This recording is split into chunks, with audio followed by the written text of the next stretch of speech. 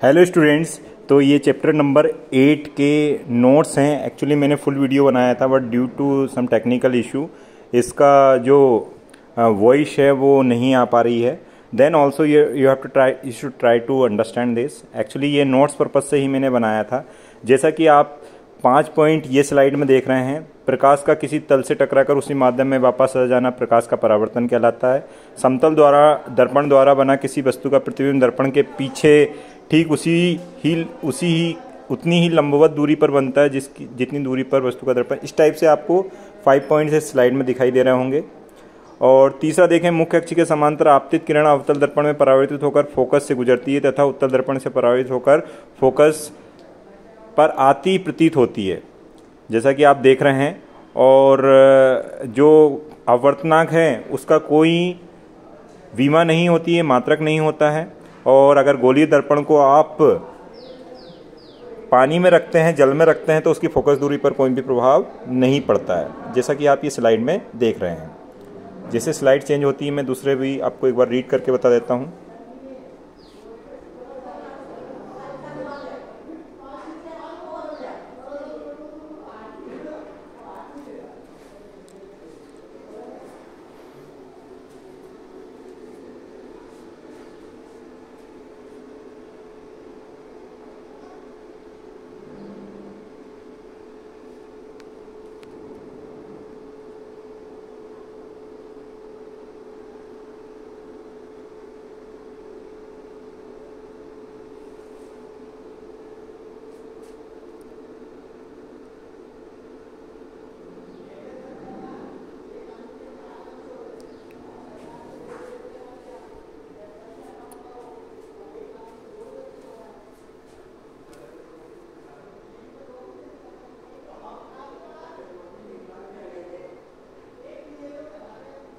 अब हम 4th point पर आने वाले हैं। गोलीय जैसे 4th पॉइंट को एक बार ये जैसे ही उत्तल दर्पण की बात कर रहे हैं, तो इसमें परावर्तित किरणें उत्तल दर्पण से परावर्तित होकर एक पर आती प्रतीत होती है बच्चों। 4th नंबर पॉइंट को देख रहे हैं, जैसा कि सर बता रहे हैं, इसमें वीडियो में बता ही रहे हैं आपको।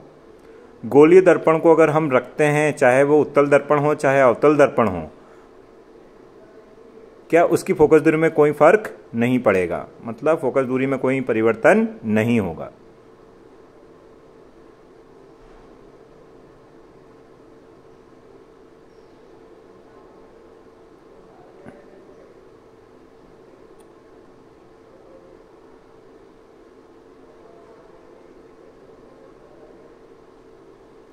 इसके बाद में 5वें नंबर पर देखो, अवर्तनांक का कोई मात्रक एवं विमा नहीं होती है, मतलब ये यूनिटलेस एवं डायमेंशनलेस क्वांटिटी होती है। तो ये हमने सारे पॉइंट पढ़ लिए हैं स्लाइड 1 के। अब स्लाइड 2 में हम देखेंगे।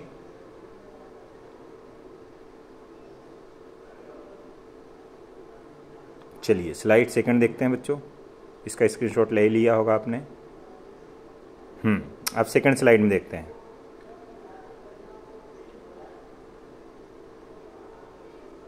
ये आ गई हमारी 2nd स्लाइड। तो 6वां पॉइंट पढ़ते हैं। जब विरल माध्यम से सघन माध्यम में प्रकाश एंटर होता है और वो आपको पता है या तो नॉर्मल की तरफ झुक जाता है, नॉर्मल से दूर हट जाता है, लेकिन जब विरल से सघन में जाता है तो तरंगदैर्घ्य घटती है, आवृत्ति में कोई फर्क नहीं पड़ेगा। लेकिन इसके विपरीत अगर सघन से विरल में जाएगा तो उसकी आवृत्ति में अभी भी कोई फर्क नहीं पड़ेगा, लेकिन तरंगदैर्घ्य में अंतर आ जाएगा। विरल से सघन में जाने पर तरंगदैर्घ्य घटती है और अगर कहें सघन से विरल में जाएंगे तो बढ़ती है। चाल भी ऐसे ही होगी जैसे तरंगदैर्घ्य है। 7वां पॉइंट देखते हैं बेटा। जल में वायु का बुलबुला अवतल लेंस की भांति व्यवहार करता है, मतलब जो लेंस होता है वो कॉनकेव लेंस के जैसा व्यवहार करता है।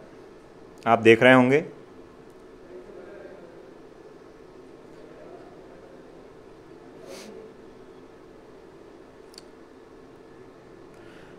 प्रिज्म द्वारा श्वेत प्रकाश का अपनी अवयवी रंगों, जैसा कि 8 नंबर का आपको देखा है, वर्ण विक्षेपण कहलाता है, डिस्पर्जन ऑफ लाइट कहलाता है, जिसमें विवग्योर we stand violet, I stand Indigo, विवग्योर blue green, yellow, orange और रेड, जिसमें कहें वॉयलेट कलर की वेवलेंथ स्मॉलेस्ट होती है और रेड कलर की वेवलेंथ लार्जेस्ट होती है, और वेवलेंथ का इन्वर्सली प्रोपोर्शनल होता है आवृत्ति, मतलब जिसकी आवृत्ति ज़्यादा है उसकी वेवलेंथ कम है। तो अगर कहें वॉयलेट की आवृत्ति सबसे ज़्यादा है और वेवलेंथ कम है, और रेड ऐसा ही रेड का उल्टा। 9वें नंबर पर देखते हैं, अगर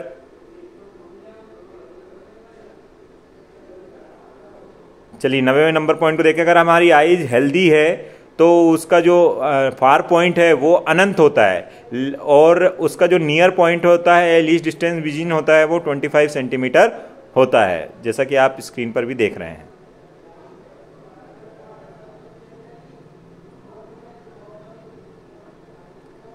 इसके बाद लास्ट वाला पॉइंट हमें बोल रहा है सरल सूक्ष्मदर्शी क्या होता है। तो सरल सूक्ष्मदर्शी एक अधिक सामर्थ्य का या कम फोकस दूरी का एक उत्तल लेंस होता है, कॉन्वेक्स लेंस होता है। आई होप दोनों स्लाइड को मैंने वॉइस रिकॉर्डिंग के थ्रू आपको समझाने का ट्राई किया, समझ में आ गया होगा। वैसे मैंने इसका वीडियो अपलोड किया है, फिर से इस वीडियो को मुझे अपलोड करना ही पड़ेगा। ओके, थैंक यू, धन्यवाद, जय हिंद, जय भारत।